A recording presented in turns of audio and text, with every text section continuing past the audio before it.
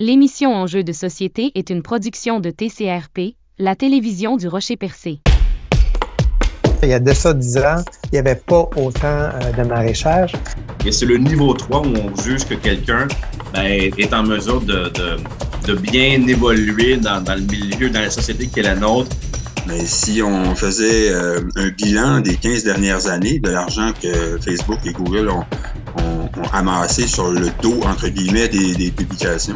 Ça recule d'il y a 20 ans à peu près. C'était un village là, par année qui fermait en Gaspésie. Donc. On le sait, le Canada a pour objectif d'être carboneutre à l'horizon 2050. Donc nous, on va monter des projets avec les pêcheurs. De faire un compost maison de qualité, c'est très possible. Quand les finances personnelles sont bien gérées, que le magasinage en soi paraît au budget et est bien déterminé, c'est un outil qui peut être très, très utile. Bien préparer sa déclaration d'impôt, comment s'y prendre? Qui peut nous aider? Sommes-nous obligés de produire une déclaration? Nous recevons cette semaine Yannick Paradis, de l'ACEF de la Péninsule pour répondre à nos questions. Bonjour Yannick, comment vas-tu? Bonjour, très bien toi-même. Très très bien, merci. Merci d'être encore avec nous ce mois-ci pour parler des impôts parce que c'est quelque chose qui s'en vient. Je sais qu'il y a différentes dates. Enfin, tu vas nous parler un petit peu de tout ça pour qu'on se mette à jour à ce sujet-là. J'ai quand même une question pour démarrer. Pourrais-tu nous faire un reflet d'abord de ce que l'ACEF offre comme service pour ceux qui ne connaîtraient pas peut-être moins cet organisme-là?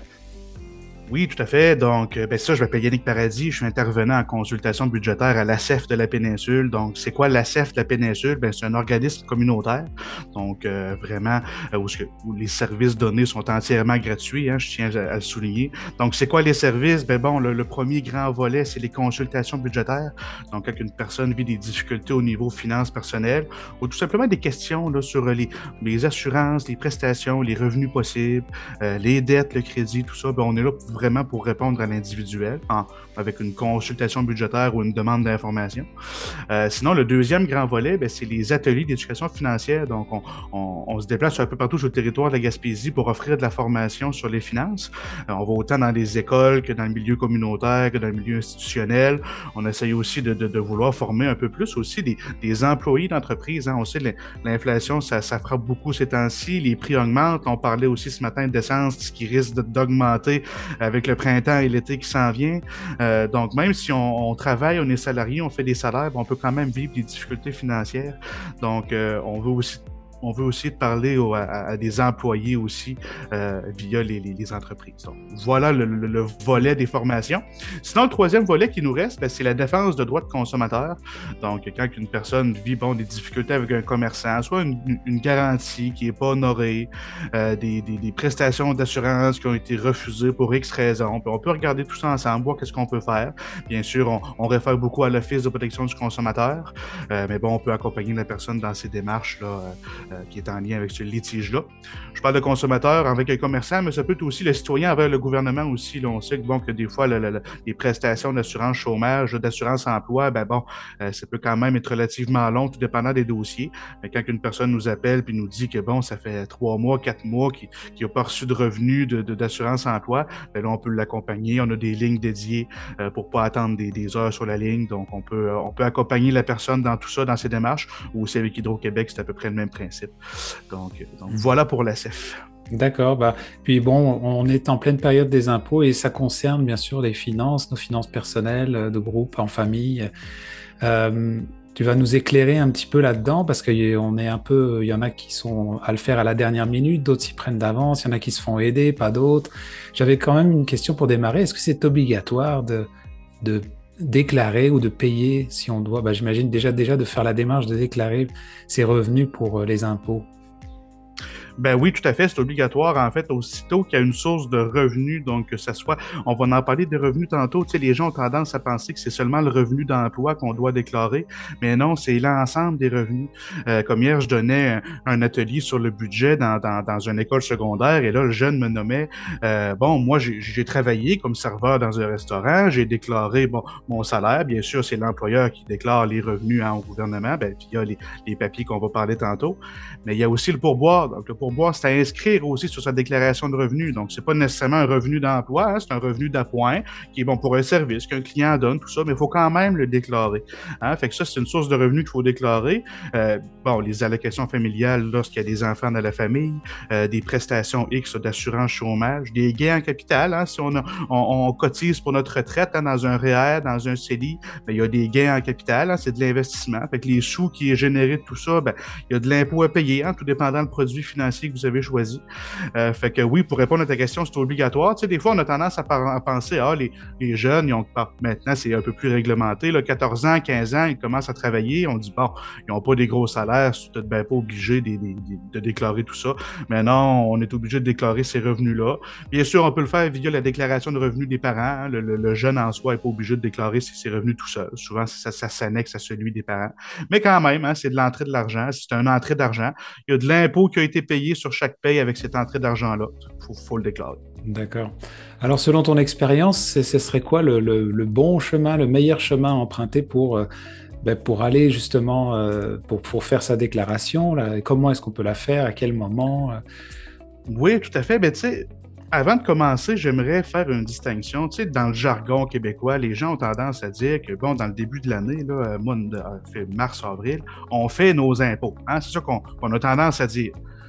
Mais on ne fait pas nos impôts, on fait notre déclaration de revenus. Hein? Les impôts, c'est quoi? Les impôts, c'est de l'argent hein, qu'on prélève sur chacune de vos payes.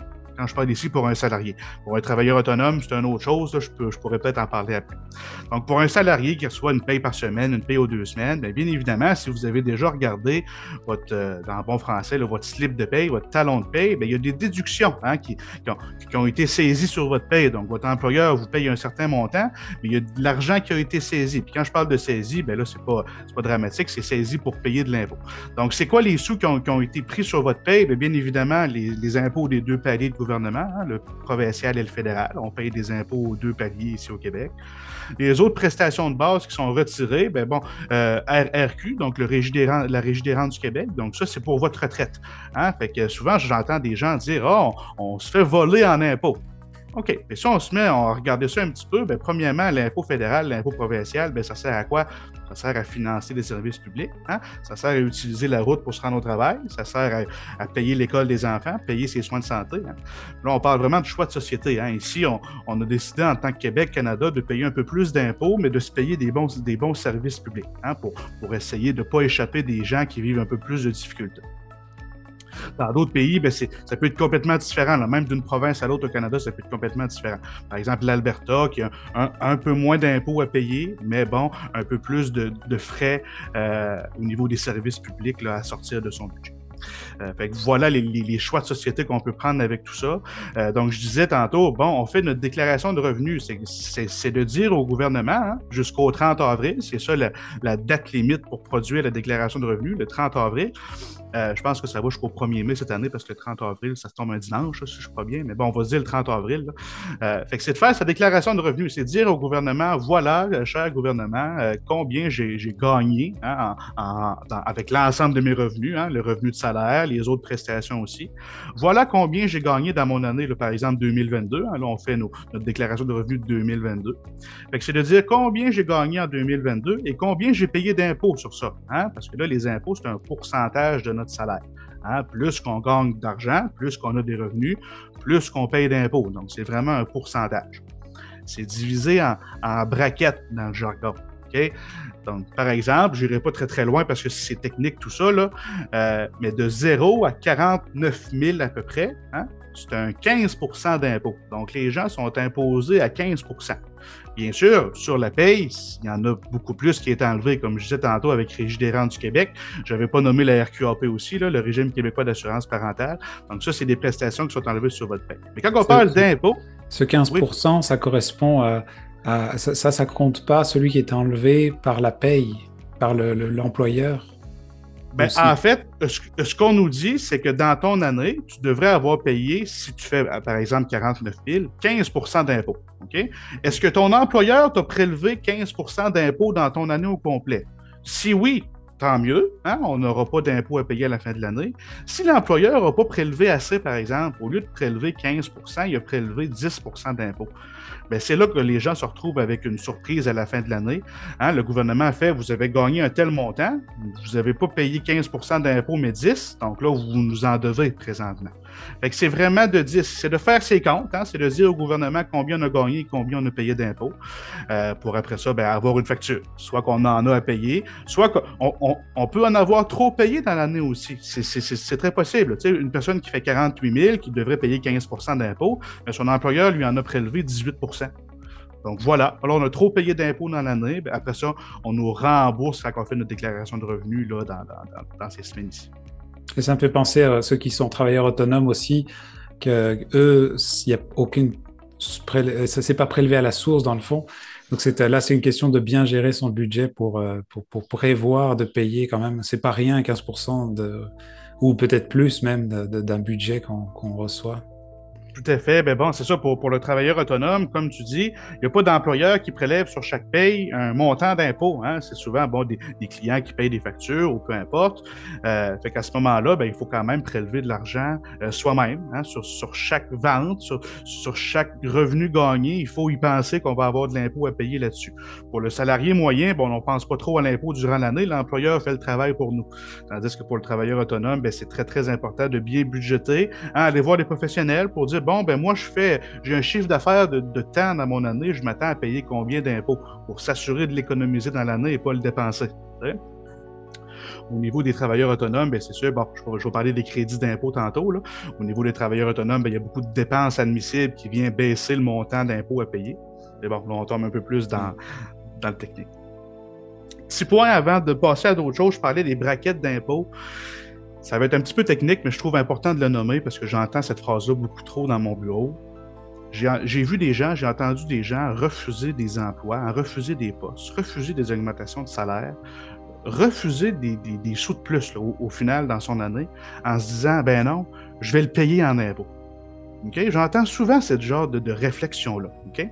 Juste un petit rappel au niveau des braquettes. Donc, je disais tantôt que de 0 à 49 000 par année, on paye environ 15 % d'impôt. Okay? Si la personne a fait 50 000, donc 1 000 $ de plus, okay? La braquette après, je donne par exemple, c'est 20 %, c'est plus 15 %. Okay? Votre revenu de 50 000 ne devient pas imposable à 20 %. Okay? Le premier 49 000 va être imposé à 15 et les sous que vous faites de plus vont être imposés à 20 %. Je ne sais pas si c'est clair pour tout le monde qui m'écoute, là, mais c'est juste pour vous dire que c'est pas parce qu'on change de braquette que l'ensemble de notre revenu devient imposé à cette braquette-là. C'est vraiment la différence. Donc, tout le monde, là, que tu fais 49 000 ou que tu fais 200 000 par année, okay, le premier 49 000 de tout le monde est imposé à 15 %. Donc, je trouvais important de le nommer parce que, comme je disais, j'ai vu des gens refuser des augmentations de salaire en ayant peur que ça passe en impôt. Je rappelle toujours que c'est un simple pourcentage. Okay? Vous faites de l'argent de plus, bien évidemment, vous allez payer de l'impôt de plus, mais ça reste quand même un pourcentage. Refusez jamais des sous de plus en ayant peur de payer de l'impôt, acceptez tout ça. C'est mon conseil aujourd'hui. Oui, donc le fameux 1000% ajouté, c'est 20% de ce 1000-là qui va être imposé à 20% dans le fond, puis le reste reste à 15%. Okay. Tout à fait, tout à fait. Donc oui, en faisant un calcul rapide, on reste gagnant quand même. Ben oui, c'est ça. Chaque augmentation de revenus est bénéfique pour le budget. Refusez pas ça en ayant peur de payer de l'impôt. L'impôt, ça fait partie de la vie, il faut la payer, bien évidemment. Mais comme je vous dis, c'est vraiment divisé en braquettes et en pourcentage. Crachez pas, entre guillemets, là, sur des augmentations de revenus. D'accord. Alors, qu'est-ce que tu nous conseillerais de plus, dans le fond, la démarche à suivre pour... as-tu une technique, est-ce qu'on peut les faire tout seul? Est-ce que c'est mieux de travailler avec quelqu'un? Est-ce que si on sent l'âme d'un comptable, on peut le... Comment est-ce qu'on procéderait? Ben c'est ça. Dans le fond, on se demande tout le temps comment je fais mes impôts. Est-ce que je peux les faire moi-même? Est-ce que je devrais faire affaire avec un professionnel? Je vous explique un peu comment ça fonctionne l'impôt ici. L'impôt, la manière que ça fonctionne, c'est qu'on vient diminuer l'impôt à payer avec ce qu'on appelle des crédits d'impôt. Okay? Si vous allez fouiller un peu sur le site de Revenu Québec et de Revenu Canada, des crédits d'impôt, il y en a des centaines, si ce n'est pas des milliers. OK? Pour ceux qui comprennent un peu moins crédit d'impôt, puis crédit d'impôt, c'est tout simplement un programme, une mesure émise par le gouvernement pour améliorer une situation de vie. Ou bon, je donne un exemple. Moi, j'ai bénéficié d'un crédit d'impôt très, très, très payant dans les dernières années. Tout simplement parce que je travaille en Gaspésie dans mon domaine d'études. Je suis gaspésien, là. OK? Le crédit d'impôt, c'était un crédit d'impôt pour jeunes diplômés travaillant en région éloignée. Donc, moi qui est gaspésien, je travaille chez nous, puis la Gaspésie est considérée comme une région éloignée. OK? Donc, j'ai eu droit à 10 000 sur 4 ans en crédit d'impôt, tout simplement parce que j'ai gradué de mon collège ici à Gaspé, puis que j'ai travaillé dans ma ville natale. Hein? Je n'ai pas déplacé des montagnes pour avoir accès à ce crédit d'impôt-là. C'est pour vous donner un exemple de chaque... Puis là, je parle d'un crédit d'impôt pour jeunes diplômés à région éloignée, mais il y en existe pour les familles, les personnes âgées, le simple travailleur, il y en existe aussi, pour les frais de scolarité, tout ça, il y en existe une multitude. Donc, ça peut être pertinent d'aller fouiller un peu sur les différents crédits d'impôt qui existent. C'est souvent pas des crédits d'impôt qui sont publicisés. Hein? On n'en entend pas beaucoup parler. Il faut fouiller, il faut les demander, ces crédits-là. C'est là que ça devient un peu plus particulier dans le sens où, bon, moi, je suis pas comptable. Hein, je pourrais bien utiliser un logiciel offert même des fois gratuitement sur Internet, qui sont fiables, hein, sont homologués là, de Service Canada. Fait que même s'ils sont gratuits, les logiciels sont fiables. Mais le logiciel, bon, tu vas inscrire les données que tu as reçues via ton T4 et relevé 1 que l'employeur vous a fourni. Donc, vous allez inscrire vos données. Mais le logiciel n'essaiera pas de vous trouver des crédits d'impôt qui pourraient baisser votre facture ou à la limite vous donner de l'argent. Okay? Si vous n'avez pas fait votre recherche vous-même, que vous ne connaissez pas les crédits d'impôt qui existent et que vous n'en faites pas la demande, bien, le logiciel gratuit ne fera pas la demande à votre place et ne recherchera pas les crédits auxquels vous avez peut-être droit. Okay? C'est pour ça que, bon, quand on n'est pas trop à l'aise avec les finances personnelles, les crédits d'impôt, tout ça, comme moi, par exemple, je serais à l'aise à le faire moi-même via un logiciel, mes impôts, mais comme j'ai eu droit à des crédits, tout ça, à cause, bon, d'étudiants, de maisons neuves, comme je disais tantôt, en région éloignée, mais j'ai mieux aimé faire affaire avec un comptable qui, lui, peut faire les demandes à ma place avec vraiment ce que ça demande comme document, parce que, bon, quand on fait une demande de crédit d'impôt, il y a souvent des preuves qui sont reliées à ça. Je donne un exemple, il y a des crédits d'impôt pour proche aidant. Donc, donc moi, j'aide ma conjointe qui est malade, par exemple, à faire ses déplacements pour aller à ses rendez-vous. Donc, ça peut être des frais qui sont remboursables en étant proche aidant. Mais c'est des factures d'essence et de transport qu'on se doit de conserver. Hein, pour que quand on fait la demande de crédit à la fin de l'année, qu'on a ces preuves-là à l'appui si jamais le gouvernement en fait la demande. Donc, c'est tout cet aspect-là un peu plus complexe que je me dis, bon, c'est pas le commun des mortels qui pourrait être à l'aise avec tout ça. Tandis qu'il peut avoir, par exemple, comme je pense à mes parents, que, bon, si je fais le tour des crédits d'impôt disponibles, ils ne se cadrent pas vraiment. C'est 2 salariés, 40-50 ans, ils travaillent au même endroit, ça fait des années. Ils n'ont pas de frais de scolarité, ils n'ont pas de frais de proche aidant, tout ça. Fait que, je serais beaucoup plus enclin à leur dire, faites votre déclaration vous-même avec un logiciel, qu'il soit gratuit ou pas. Hein. Si vous avez à payer le logiciel, souvent, il va faire une recherche de crédit pour vous, hein, quel crédit d'impôt auquel vous avez droit. Mais bon, tant qu'à payer un logiciel pour le faire, moi, personnellement, j'aime autant payer un humain, payer un comptable pour le faire. Hein? Il y a le contact aussi qui peut être pertinent là, avec un comptable. Donc, voilà les diverses alternatives. On peut toujours là, imprimer les formulaires sur le site de Revenu Québec, Revenu Canada pour les envoyer par la poste, là, les déclarations de revenus. Mais bon, ça, c'est quand même un autre paire de manches. Il faut être à l'aise. Puis bon, au niveau de la demande des crédits d'impôt, on n'est pas trop à point. Fait qu'est-ce que j'en ai un à conseiller plus que l'autre entre le logiciel et le comptable? Ben non, hein, tout dépendant de vos connaissances en lien avec les finances personnelles, avec votre niveau d'aisance à demander les crédits et à fournir les preuves qu'on demande avec tout ça. Hein, parce que, tu sais, comme je disais tantôt, un crédit d'impôt, pour moi, il a été payant. Ça a été 10 000 $. Donc, j'ai été plusieurs années à ne pas payer d'impôt à la fin de l'année en faisant ma déclaration de revenus. Là. Fait que, ça a quand même été payant. Mais ça, il fallait le demander, ce crédit-là. Puis moi, quand je suis sorti du cégep, je ne le connaissais pas, ce crédit-là. C'est mon comptable qui me l'a trouvé pour moi. Là. Est-ce que tu as trouvé Oui, c'est ça, voilà, c'est ton comptable qui l'a trouvé pour toi, mais si quelqu'un faisait... Est-ce qu'il y a un site Internet qui répertorie tous les crédits d'impôt? On peut trouver l'information? Oui, bien en fait, les crédits d'impôt offerts par le gouvernement du Québec sont sur le site de Revenu Québec. Donc, vous allez sur le site de Revenu Québec, l'ensemble des crédits y apparaît. Vous pouvez faire une recherche. Bon, c'est souvent divisé en catégories, là, étudiants, personnes âgées, tout ça. Fait que, on peut quand même aller fouiller rapidement dans tout ça. Pour ceux du fédéral, ben, c'est Revenu Canada. C'est vraiment sur le site de l'Agence de revenus du Canada qui va fournir les différents crédits possibles.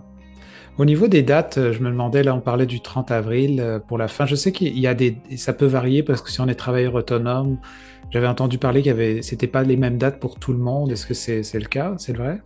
Oui, ben c'est vraiment juste la nuance entre travailleur autonome et salarié. Travailleur autonome, je ne me trompe pas, ça va jusqu'en juin. Je pense qu'il y a 2 mois de plus là, pour pouvoir produire sa déclaration de revenus.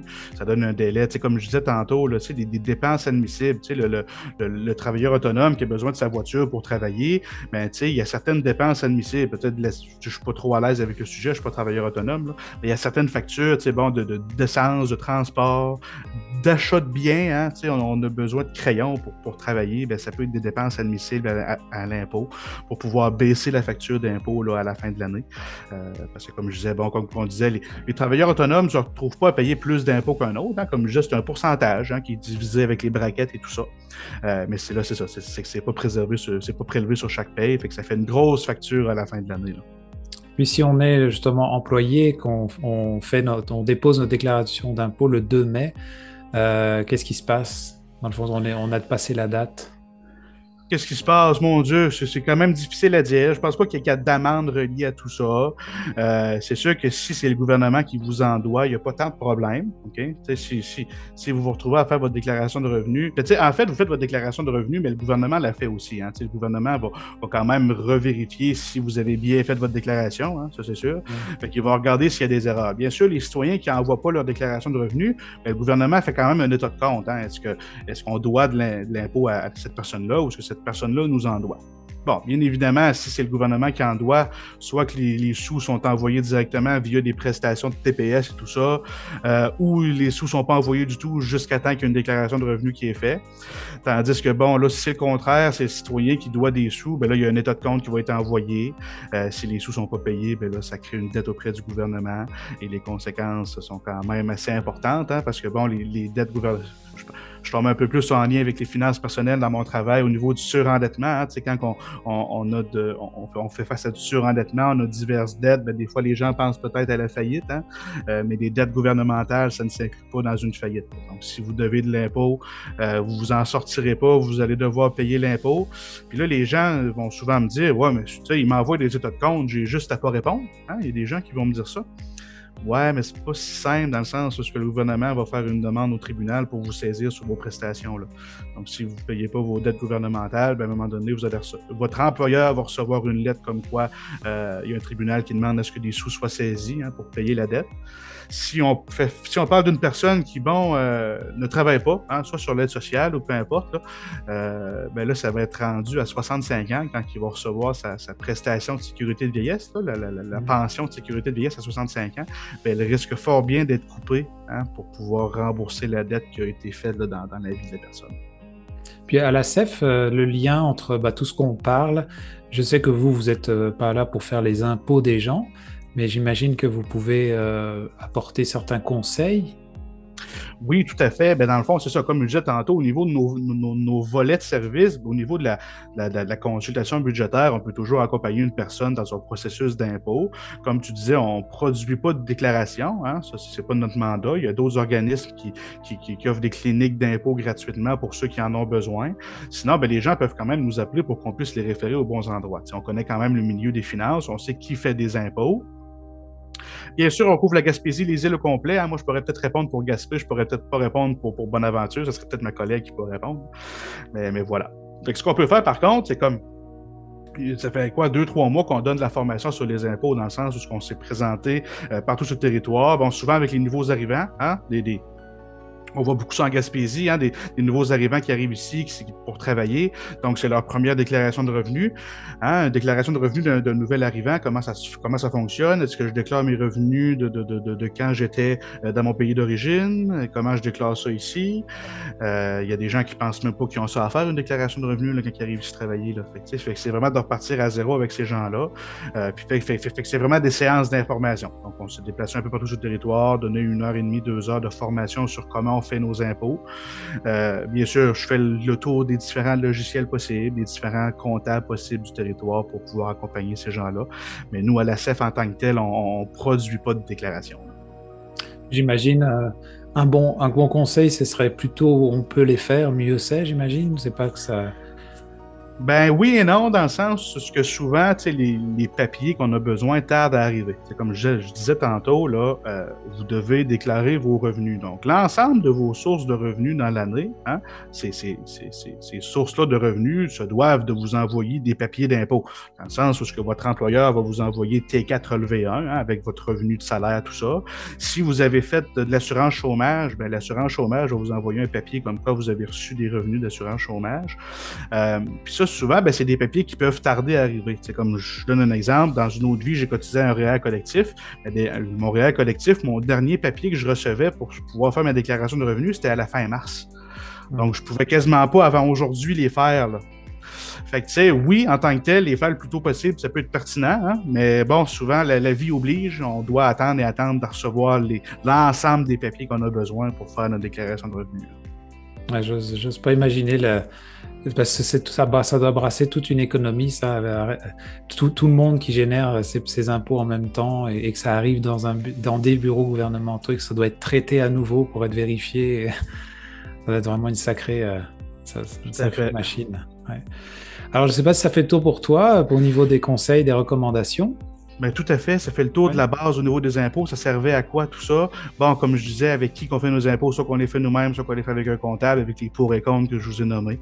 Fait que oui, ça fait le tour. Bien évidemment, s'il y a des questions plus spécifiques que les gens se posent, ben bon, vous pouvez toujours nous appeler 1-866-566-7645. Donc, appelez-nous, on va se faire un plaisir de regarder tout ça avec vous.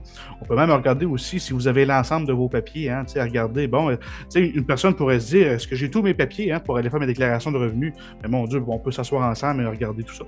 C'est quelque chose qu'on peut faire. Merci beaucoup Yannick pour toutes ces précisions. Et puis, on encourage les gens à se mettre à la tâche avant le 30 avril. Tout à fait. Et puis on se reparle le mois prochain pour un nouveau sujet. Excellent, un gros merci.